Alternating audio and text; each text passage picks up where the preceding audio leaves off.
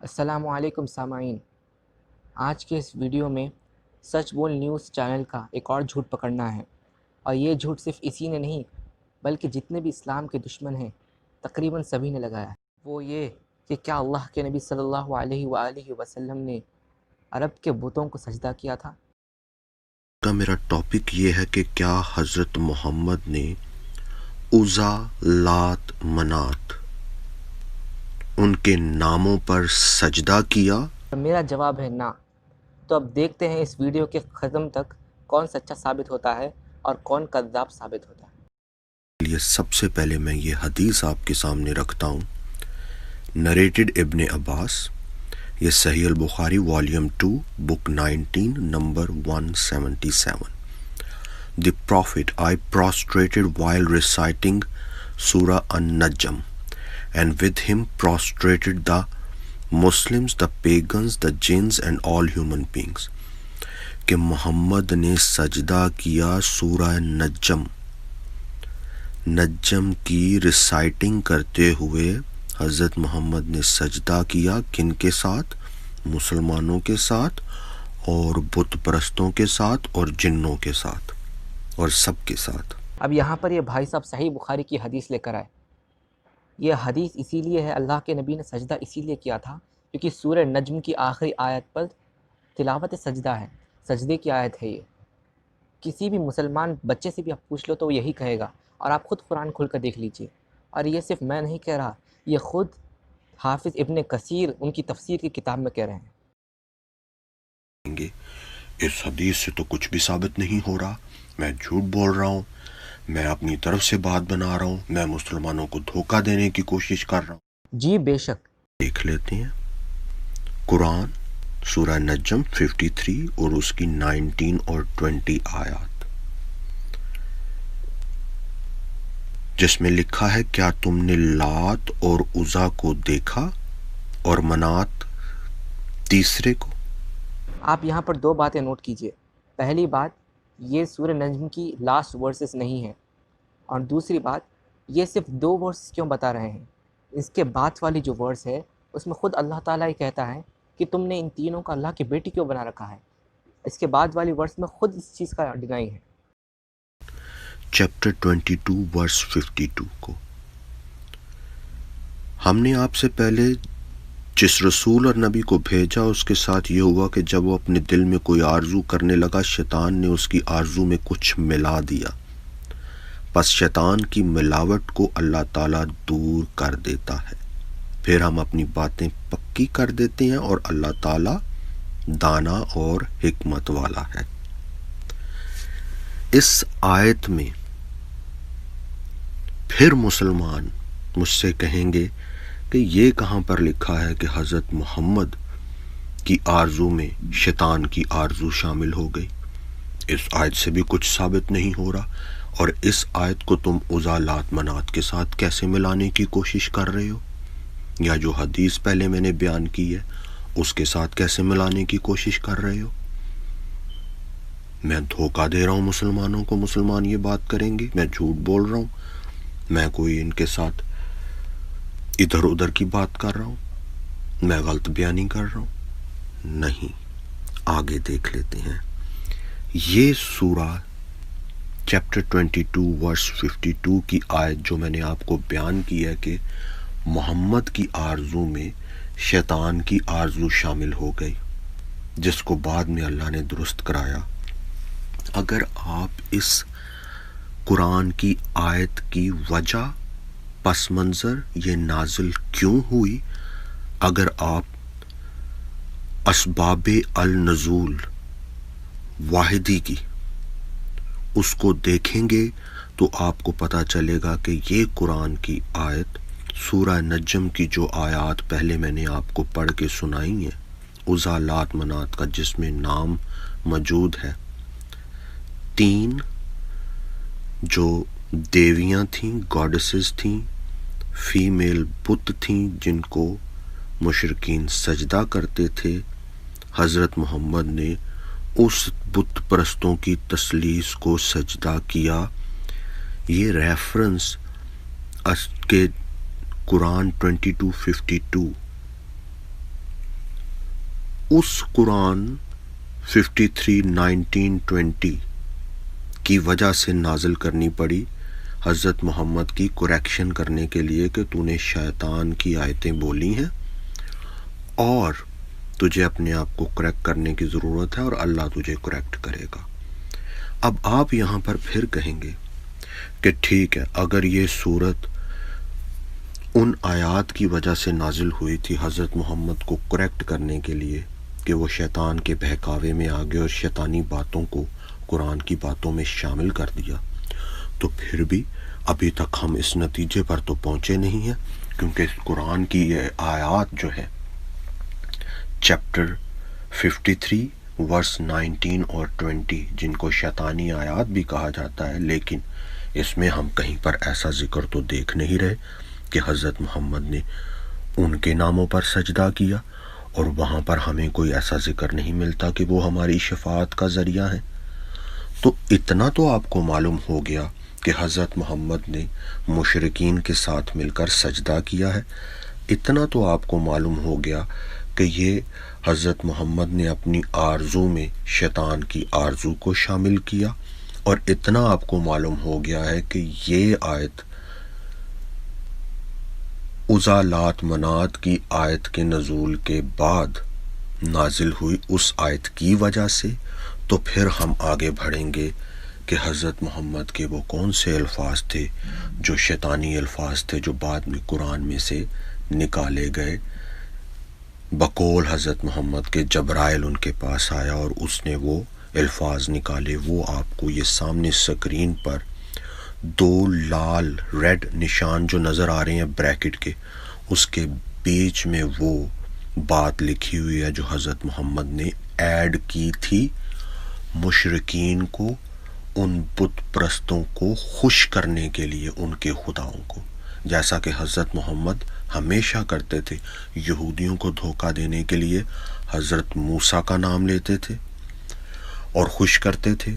مسیحیوں کو جب خوش کرنے کی باری آتی تھی تو حضرت عیسیٰ کا نام لیتے تھے اور خوش کرنے کی کوشش کرتے تھے کہ ہم تو مانتے ہیں ان کو۔ اسی طرح بت پرست جب حضرت محمد کے پاس آئے تو حضرت محمد نے انہیں خوش کرنے کے لیے، انہیں دھوکہ دینے کے لیے، اسلام قبول کرانے کے لیے یہ کہا کہ تمہاری جو عزا لات منات ہیں وہ تو شفاعت کا ذریعہ ہیں، ان سے دعا کریں گے تو وہ ہماری دعائیں بڑے پرندوں کی طرح، کرینز کی طرح اللہ کے پاس لے کے جائیں گی۔ یہ ریفرنس آپ کے سامنے ہے، وہ الفاظ ریڈ لائنز کے بیچ میں جو لکھے ہوئے ہیں ڈاٹس کے بیچ میں، یہ وہ الفاظ ہیں دس از دا اپر گرانگا and their intercession is to please, کہ یہ بڑے پرندے ہیں اور ان کی شفاعت یہ قابل قبول ہے اللہ تک پہنچانے کے لیے، ان کو خوش کرنے کے لیے۔ اور اس بات پر آگے اب دیکھ لیں، نچلی لائن میں لکھا ہوا ہے کہ حضرت محمد نے ان بت پرستوں کے ساتھ مل کر سجدہ کیا، یعنی دعا کی عزا لات منات سے کہ تو ہماری شفاعت کر اور اللہ تک ہماری دعا کو پہنچا۔ اب آپ کہیں گے کہ یہ جو ٹیکسٹ آپ کے سامنے میں سکرین پر دکھا رہا ہوں، حضرت محمد نے جو بات شیطانی بات شامل کی، یہ مجھے کہاں سے مل گیا؟ یہ میں اپنی طرف سے کوئی بات بنا رہا ہوں، کوئی غلط بیانی کر رہا ہوں، کوئی جھوٹی پھکی دینے کی کوشش کر رہا ہوں انجینئر محمد علی مرزا کی طرح؟ نہیں، یہ 1 کروڑ پھکیوں سے بڑی پھکا ہے جس میں سچائی ہے۔ اور اس ٹیکسٹ کا ریفرنس کہاں پر ہے؟ یہ ٹیکسٹ انگلش ٹرانسلیشن ہے تمام اولین جو تفاسیر ہیں ان کی، اور یہ ٹیکسٹ جو اب آپ کے سامنے ہے اس میں جبرائیل آ کر حضرت محمد کو بتا رہا ہے اور نکال رہا ہے ان الفاظ کو سورہ نجم میں سے، کہہ رہا ہے یہ شیطان کی طرف سے ان کو نکال، کیونکہ حضرت محمد نے فیصلہ کرنا تھا کہ یا وہ بت پرستوں کو دھوکہ دے سکتے ہیں بتوں کی پوجا ان کے ساتھ کنٹینیو کر کے، یا وہ یہودیوں اور مسیحیوں کو دھوکہ دے سکتے ہیں توحید کی باتیں کر کے اور نبیوں کی باتیں کر کے۔ تو حضرت محمد نے پریفر کیا کہ وہ یہودیوں اور مسیحیوں کو دھوکہ دینا زیادہ ضروری ہے، کیونکہ وہ مضبوط ایمان کے ہیں۔ اور یہاں پر پھر بت پرستوں کی خوش کرنے والی بات کو قرآن میں سے یہ کہہ کے نکال دیا کہ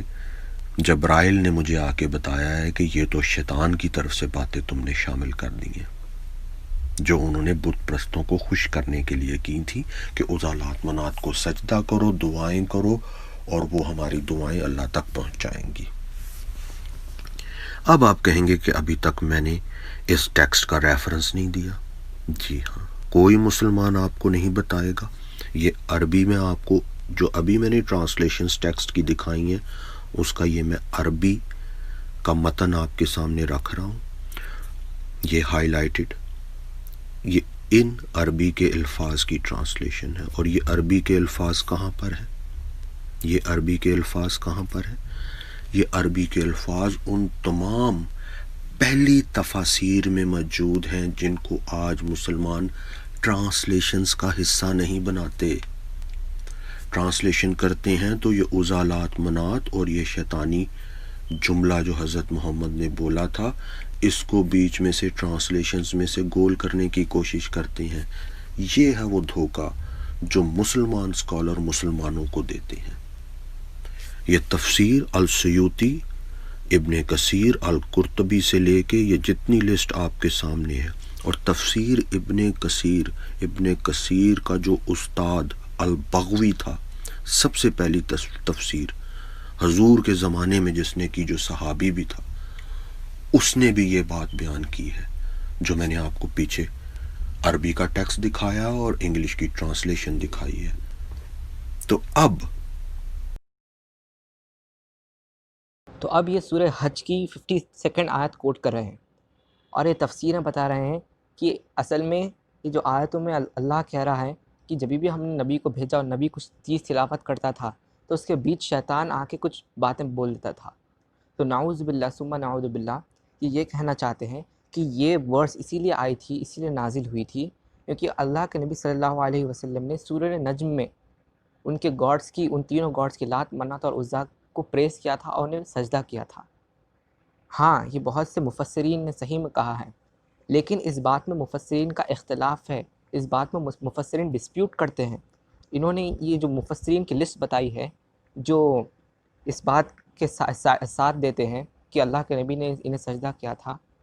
میں اب ایک لسٹ بتاتا ہوں جو خود کہتے ہیں کہ اللہ کے نبی نے ایسا نہیں کیا تھا۔ یہ کمپلیٹ جھوٹی روایت ہے۔ سب سے بڑے پرومیننٹ مفسر ابن کثیر، شوکانی، ابن جوزی، ابن خزیمہ تو یہ کہتے ہیں کہ یہ جو کہانی ہے پاگلوں نے کہانی بنائی تھی،